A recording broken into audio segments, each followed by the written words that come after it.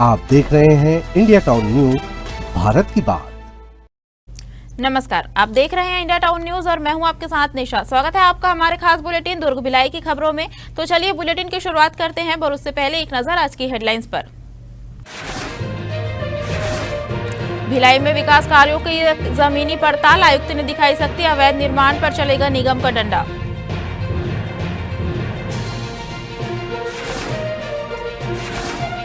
बिजली बिल पर सियासीकरण, बिजली महंगी राजनीति गर्म, दुर्ग में बघेल का बयान, बिजली बिल बना सियासी मुद्दा।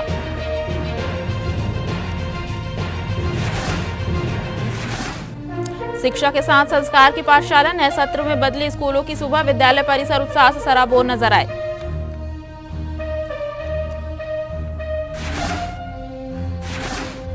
म्यूल अकाउंट्स पर बड़ी कार्रवाई, पुलिस ने साइबर ठगी नेटवर्क पर कसा शिकंजा, 6 आरोपी गिरफ्तार।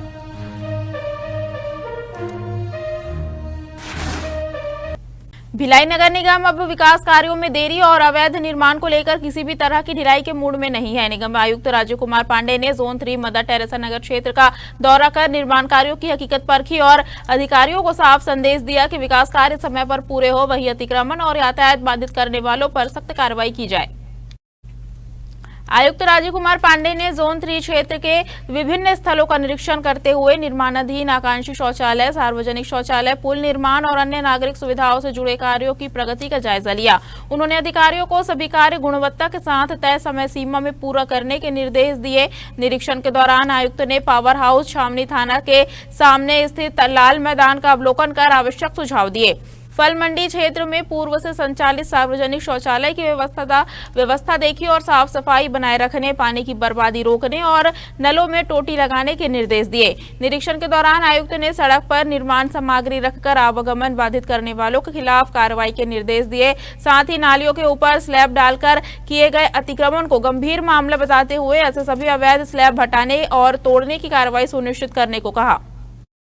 भिलाई के सुपेला कॉन्ट्रैक्टर कॉलोनी स्थित शिव मंदिर के पास उस समय अफरा तफरी मच गई जब एक ही घर का माहौल अचानक हिंसा में बदल गया। प्रार्थी फेंकन बाई ने थाना सुपेला में रिपोर्ट दर्ज कराते हुए बताया कि उसका बेटा विजय कुमार वर्मा शराब के नशे में घर पहुंचा और पहले अपने ही नाती को गाली गलौज करने लगा। परिवार वालों द्वारा समझाइश देने की कोशिश की गई, लेकिन आरोपी का गुस्सा और बढ़ गया। उसने अपनी पत्नी सरिता वर्मा के साथ मारपीट शुरू कर दी और जान से मारने की धमकी देने लगा। बीच बचाव करने पहुंची मां फेंकन बाई पर भी उसने हमला कर दिया, जिससे घर का माहौल दहशत में बदल गया। इतना ही नहीं, आरोपी ने धारदार हथियार दिखाकर पूरे परिवार को डराने की कोशिश की और गंभीर परिणाम भुगतने की धमकी दी। घटना की सूचना मिलते ही थाना सुपेला पुलिस ने मामला दर्ज कर जांच शुरू की। जांच के दौरान गवाहों के बयान और सबूतों के आधार पर पुलिस ने आरोपी की तलाश कर घेराबंदी की और उसे गिरफ्तार कर लिया। तलाशी में आरोपी के पास से घटना में इस्तेमाल किया गया लोहे का धारदार हथियार भी बरामद किया गया। मामले में पुलिस ने आरोपी को गिरफ्तार कर न्यायालय में पेश किया, जहां से उसे न्यायिक रिमांड पर भेज दिया गया है। मुहर्रम के पावन मौके पर करबला के शहीदों की याद में शहर दुर्ग एक बार फिर अकीदत और इबादत के रंग में रंग गया है। इस सिलसिले में 10 दिवसीय कार्यक्रम के लिए मशहूर आलिम दीन मौलाना हाशिम अशरफी कानपुरी दुर्ग पहुंचे, जहां उनकी तकरीरें लोगों के दिलों को रोशन करेंगी। आपको बता दें, हर साल की तरह इस बार भी तकियापारा ईदगाह मैदान में 10 रोजा अजीम शोशान जलसे का आयोजन किया जा रहा है। यह आयोजन मुहर्रम के मौके पर शहीदाने करबला की कुर्बानी को याद करने और कौम को एकता एवं इंसानियत का पैगाम देने के लिए रखा गया है। कानपुर से तशरीफ लाए मौलाना हाशिम अशरफी कानपुरी साहब इस पूरे कार्यक्रम में तकरीर पेश करेंगे। दरअसल इस्लामी कैलेंडर का पहला महीना मुहर्रम शहादत और गम का महीना माना जाता है, जिसमें इमाम हुसैन और उनके साथियों की कुर्बानी को याद किया जाता है। कमेटी के अध्यक्ष और उपाध्यक्ष तबरेज खान ने बताया कि इस वर्ष पूरे 10 दिन तक बेहतर इंतजाम किए गए हैं। हर दिन विशेष तकरीरें होंगी और 10वें दिन आशूरा के मौके पर विशेष दुआ भी कराई जाएगी। स्टेशन पर पहुंचने पर कमेटी के लोगों ने मौलाना हाशिम कानपुरी का गर्मजोशी से स्वागत किया। इस मौके पर बड़ी संख्या में समाज के लोग मौजूद रहे और अकीदत का माहौल देखने को मिला। कल हम दुर्ग शहर पहुंचे हैं छत्तीसगढ़, और यहाँ जो है बड़ा अच्छा भाईचारा है। हिंदू मुसलमान सिख ईसाई सब आपस में मोहब्बत से रहते हैं। और कल रात हमने पहली तकरीर की है और मुहर्रम के ताल्लुक़ से सारे बयानात होंगे। मुहर्रम जो है इस्लामी साल का नया महीना है। यहाँ से इस्लामी साल शुरू हो जाता है मुहर्रम से और ज़िलहिज्जा पे ख़त्म होता है। मुहर्रम में सैयदुश्शुहदा सैयदना इमाम अली मकाम रज़ियल्लाहु ताला अन्हु ने अपने ख़ानदान की कुर्बानियाँ दी थीं, तो कुर्बानी से ये साल शुरू होता है और ज़िलहिज्जा पे ख़त्म होता है। हज़रत इब्राहीम अलैहिस्सलाम ने अपने बेटे इस्माइल अलैहिस्सलाम को अल्लाह की राह में ज़बह किया था, और जबकि छुरी गर्दन पे रख दी थी, लेकिन बग़ैर ज़बह के अल्लाह ने इस कुर्बानी को कबूल फरमा लिया था। तो इस्लामी साल कुर्बानी से शुरू होता है, कुर्बानी पे ख़त्म होता है। तमाम मुसलमानों को चाहिए कि हम कुर्बानी का जज्बा रखें। दुर्ग जिले के हिर्री गांव में उस वक्त एक अलग ही नजारा देखने को मिला जब स्कूल शिक्षा मंत्री गजेंद्र यादव का काफिला सड़क पर अचानक रुक गया। वजह थे स्कूल से घर लौट रहे बच्चे। मंत्री ने न सिर्फ उनसे पढ़ाई और स्कूल की व्यवस्था पर बात की, बल्कि उनकी छोटी छोटी जरूरतों का भी ध्यान रखा। अपने दौरे के दौरान हिर्री गांव से गुजर रहे स्कूल शिक्षा मंत्री गजेंद्र यादव की नजर सड़क पर घर लौट रहे विद्यार्थियों पर पड़ी। बच्चों को देखकर उन्होंने अपना काफिला रुकवाया और उनके बीच पहुंच गए। मंत्री ने बच्चों से पढ़ाई, स्कूल के माहौल और नए शिक्षा सत्र की गतिविधियों के बारे में जानकारी ली। बच्चों ने बताया कि वे Swami Atmanand higher secondary school Hirri के छात्र छात्राएं हैं और स्कूल में प्रतिदिन मंत्रोच्चार, सरस्वती वंदना, भोजन मंत्र और संस्कार मूलक गतिविधियों के साथ शिक्षा दी जा रही है। बातचीत के दौरान मंत्री बच्चों की जरूरतों को लेकर भी संवेदनशील नजर आए। उन्होंने बच्चों के साथ पैदल चलते हुए पास की दुकान तक पहुंचकर सरकारी स्कूलों में पढ़ने वाले विद्यार्थियों को जूते और मोजे दिलवाए। इस अवसर पर मंत्री गजेंद्र यादव ने कहा कि प्रदेश का हर विद्यार्थी उनके परिवार का हिस्सा है। उन्होंने बच्चों को मन लगाकर पढ़ाई करने, माता पिता और शिक्षकों का सम्मान करने और अपने सपनों को पूरा कर राज्य और देश का नाम रोशन करने की प्रेरणा दी।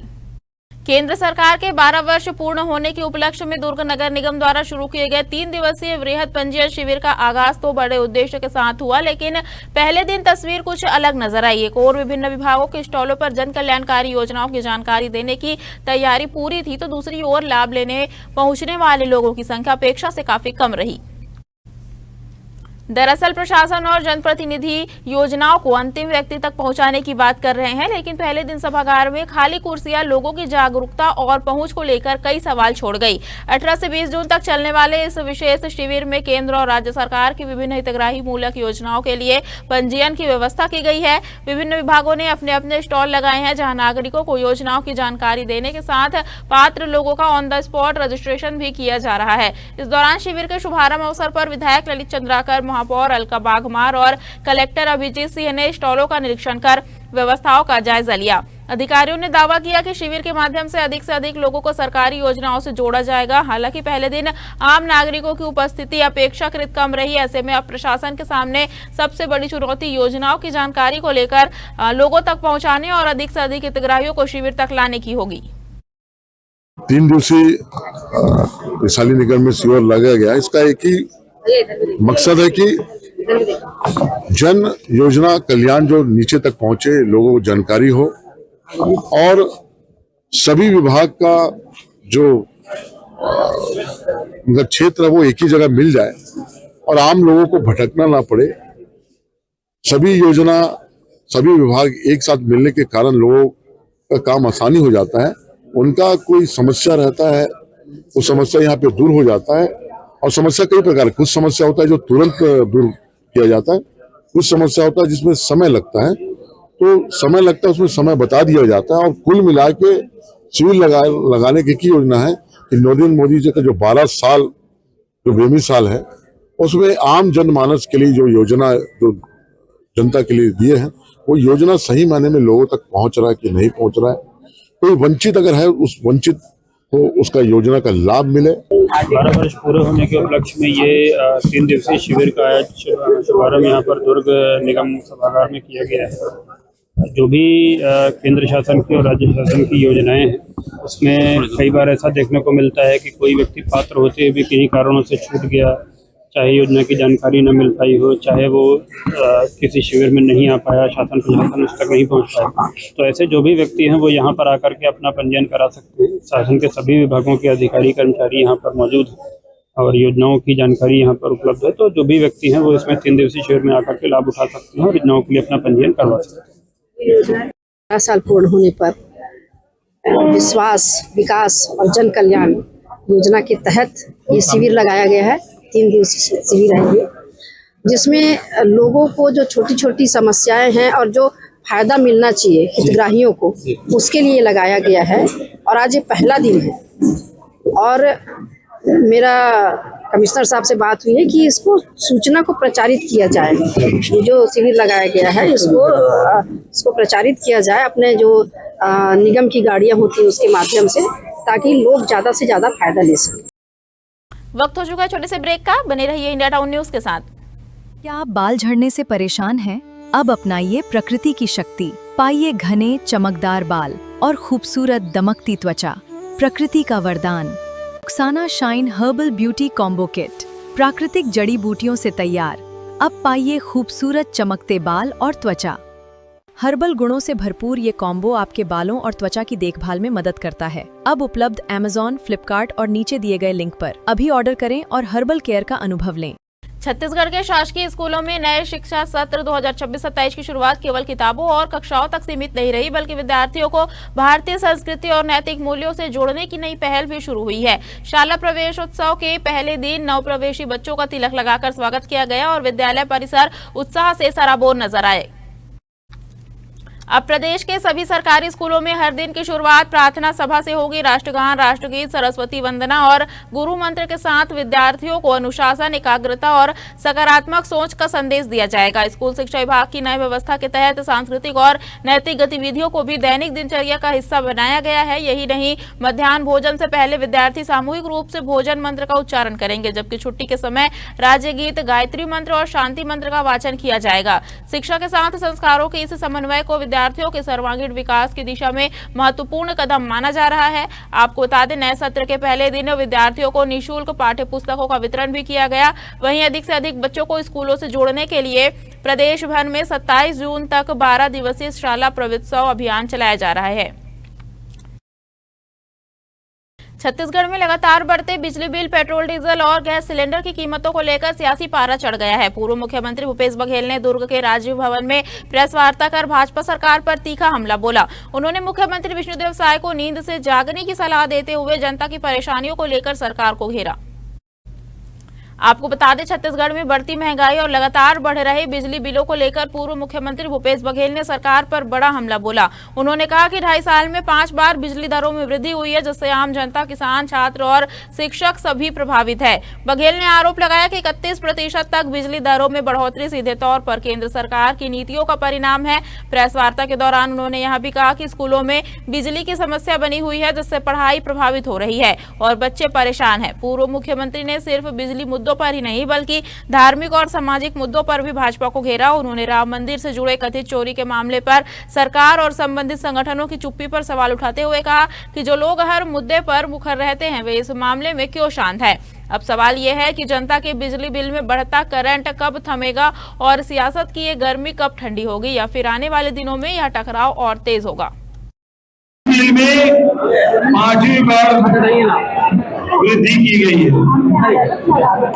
घरेलू उपभोक्ता के 30 से 50 पैसे प्रति यूनिट, गैर घरेलू उपभोक्ता के 20 से 40 पैसे प्रति यूनिट और कृषि में 40 पैसे प्रति यूनिट की वृद्धि की गई है। एक तरफ महंगाई से आम जनता जूझ रही है, पेट्रोल के, डीजल के, रसोई गैस के, कमर्शियल गैस के दर में वृद्धि हो रही है। महंगाई लगातार आसमान छू रही है और उसमें जलाई में नमक छिड़कने का काम विष्णुदेव सरकार ने किया है। आप सब देख रहे हैं कि पिछले बहुत साल वृद्धि हुई है। 2.5 साल में 40 से 50% का बढ़ोतरी हुई है। हम महिलाओं के लिए घर चलाना बहुत ही मुश्किल हो गया। हम गैस भराए कि बिजली बिल का पे करे या बच्चों का फीस या राशन सामान भरे, हम लोगों को समझ में नहीं आ रहा है। हम महिलाओं को बहुत ही भारी दिक्कत का सामना करना पड़ रहा है। दुर्ग पुलिस ने साइबर अपराध के खिलाफ एक और बड़ी कार्रवाई करते हुए म्यूल बैंक खातों के जरिए चल रहे एक संगठित आर्थिक नेटवर्क का पर्दाफाश किया है। यह पूरा मामला भारत सरकार के गृह मंत्रालय के समन्वय पोर्टल और पुलिस मुख्यालय से मिली अहम सूचना के बाद सामने आया। थाना उतई थाना क्षेत्र में संचालित IDFC फर्स्ट बैंक के खातों की जब गहन जांच की गई तो चौंकाने वाले तथ्य सामने आए। जांच में पाया गया कि इन खातों का उपयोग देश भर में हुई साइबर ठगी की रकम को ट्रांसफर और निकालने के लिए किया जा रहा था। साल 2024 से 2026 के बीच इन संदिग्ध खातों के जरिए लाखों रुपए का लेन देन हुआ, जिसके बाद मामले में अलग अलग खातों में घुमाकर अवैध लाभ में बदला गया। पुलिस जांच में करीब 30 खाता धारक संदिग्ध पाए गए, जिनके खिलाफ मामला दर्ज कर विस्तृत विवेचना शुरू की गई। बैंक रिकॉर्ड, KYC दस्तावेज और ट्रांजैक्शन हिस्ट्री की जांच में साफ हुआ कि कई खातों में भारी मात्रा में अनाधिकृत लेन देन हुए हैं। पूछताछ के दौरान आरोपियों ने स्वीकार किया कि उन्होंने अपने बैंक खाते, ATM कार्ड, पासबुक और मोबाइल सिम अन्य लोगों को साइबर ठगी में उपयोग के लिए उपलब्ध कराए थे। इसके बदले उन्हें आर्थिक लाभ भी दिया जाता था। फिलहाल पुलिस ने सभी आरोपियों को गिरफ्तार कर न्यायालय में पेश किया, जहां से उन्हें न्यायिक रिमांड पर केंद्रीय जेल दुर्ग भेज दिया गया है। उच्च न्यायालय बिलासपुर के आदेश के पालन में नगरपालिका निगम भिलाई ने अतिक्रमण के खिलाफ बड़ी कार्रवाई करते हुए जोन 4 शिवाजी नगर क्षेत्र के नंदिनी रोड स्थित किए गए अवैध निर्माण को हटाया। निगम की टीम ने राजस्व विभाग, बेदखली दल और पुलिस प्रशासन के सहयोग से मौके पर पहुंचकर कार्रवाई को अंजाम दिया। जानकारी के अनुसार स्थल पर उत्पल घोष द्वारा सार्वजनिक मार्ग को बाधित कर व्यवसाय संचालित किया जा रहा था। निगम प्रशासन ने 11 जून 2026 को बेदखली की कार्रवाई शुरू की थी। उस दौरान कब्जाधारी ने स्वयं अवैध निर्माण हटाने के लिए 24 घंटे का अतिरिक्त समय मांगा था, जिसे देखते हुए निगम ने कार्रवाई स्थगित कर दी थी, लेकिन निर्धारित अवधि समाप्त होने के बाद भी अवैध कब्जा नहीं हटाया गया। इसके बाद बुधवार को निगम प्रशासन ने दोबारा कार्रवाई करते हुए अवैध निर्माण को ध्वस्त कर भूमि को कब्जा मुक्त कराया। इस संबंध में निगम अधिकारियों ने कहा कि सार्वजनिक मार्गों और शासकीय भूमि पर किसी भी प्रकार का अतिक्रमण बर्दाश्त नहीं किया जाएगा। न्यायालय के आदेशों का पालन सुनिश्चित करते हुए भविष्य में भी अवैध कब्जाधारियों के खिलाफ इसी तरह की सख्त कार्रवाई जारी रहेगी। भिलाई के जामुल थाना क्षेत्र के बॉम्बे आवास घासीदास नगर में पुरानी रंजिश ने खतरनाक मोड़ ले लिया। 16 जून की रात करीब 8 बजे मोहल्ले में विवाद अचानक उग्र हो गया, जब कुछ युवकों ने मिलकर 3 लोगों पर जानलेवा हमला कर दिया। प्रार्थी और रुकमणी मारकंडे की रिपोर्ट के मुताबिक हर्ष साहू, दिनेश साहू और उनके साथियों ने पहले गाली गलौज की, फिर डंडों से और धारदार हथियारों से संतू मारकंडे, सतीश मारकंडे और दीपक साहू पर हमला कर गंभीर रूप से घायल कर दिया। घटना की सूचना मिलते ही थाना जामुल पुलिस ने तेजी से कार्रवाई शुरू की। अलग अलग टीमें बनाकर आरोपियों की तलाश की गई और घेराबंदी कर 5 आरोपियों को गिरफ्तार किया गया। पूछताछ में आरोपियों ने स्वीकार किया कि यह हमला पुरानी रंजिश का नतीजा था। पुलिस ने उनकी निशानदेही पर वारदात में इस्तेमाल डंडा और धारदार हथियार भी बरामद कर लिए हैं। मामले में सभी आरोपियों के खिलाफ संबंधित धाराओं और आर्म्स एक्ट के तहत अपराध दर्ज कर उन्हें न्यायालय में पेश किया गया, जहां से उन्हें न्यायिक रिमांड पर भेज दिया गया है। भिलाई में सोशल मीडिया पर वायरल एक फर्जी चैट ने ऐसा बवाल खड़ा किया कि मामला सीधे थाने से होते हुए गिरफ्तारी तक पहुंच गया।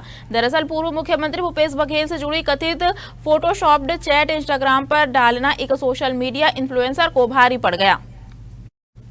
सूत्रों के मुताबिक आरोपी सागर साहू ने सोशल मीडिया पर एक एडिटेड चैट पोस्ट की थी, जिसे लेकर राजनीतिक माहौल गर्मा गया। पोस्ट सामने आने के बाद कांग्रेस कार्यकर्ताओं ने पुरानी भिलाई थाने का घेराव करते हुए नई कड़ी कार्रवाई और FIR की मांग की। विरोध इतना तेज हुआ कि थाने में धरना प्रदर्शन तक की स्थिति बन गई। मामले की संवेदनशीलता को देखते हुए पुलिस ने जांच तेज की और भारतीय न्याय संहिता के तहत केस दर्ज करते हुए आरोपी को गिरफ्तार कर लिया। फिलहाल पुलिस यह भी जांच कर रही है कि वायरल की गई पोस्ट किस उद्देश्य से फैलाई गई थी और इसके पीछे कोई संगठित प्रयास तो नहीं था। विदित होगा कि गत दिवस जो है सोशल मीडिया के प्लेटफॉर्म में पूर्व मुख्यमंत्री भूपेश बघेल जी के खिलाफ अनर्गल प्रचार के रूप में सोशल मीडिया में कंटेंट चला था, जिसमें माननीय पूर्व मुख्यमंत्री जी को बदनाम करने का साजिश उनके द्वारा किया गया था और उनके खिलाफ आज हम लोग थाना आए थे। थाना आने के बाद हमारी मांग ये थी कि इस प्रकार से बिना तथ्य के जो सोशल मीडिया प्लेटफॉर्म में चला रहे हैं, बहुत सारे ऐसे पत्रकारिता को भी बदनाम करने वाले लोग भी हैं और जनप्रतिनिधियों को भी बदनाम करने वाले लोग भी हैं। उनके खिलाफ हम लोगों ने मामला दर्ज कराने के लिए आज भिलाई 3 पुरानी भिलाई 3 थाना हम लोग आए थे। CSP की उपस्थिति में, थाना प्रभारी की उपस्थिति में उनके ऊपर FIR दर्ज किया गया था। यह आयोजन पूरे ब्लॉक कांग्रेस कमेटी की ओर से था और कार्रवाई आज हुई है। फिर भी यदि उसके द्वारा इस तरीके से हरकत और करते जाएगी तो निश्चित रूप से आगे उग्र प्रदर्शन भी हम लोग कांग्रेस के संगठन के बैनर तले जरूर करेंगे। हमारे खास बुलेटिन दुर्ग भिलाई की खबरों में फिलहाल इतना ही है। मुझे दीजिए इजाजत और आप देखते रहिए इंडिया टाउन न्यूज़, भारत की बात। नमस्कार। आप देख रहे हैं इंडिया टाउन न्यूज, भारत की बात।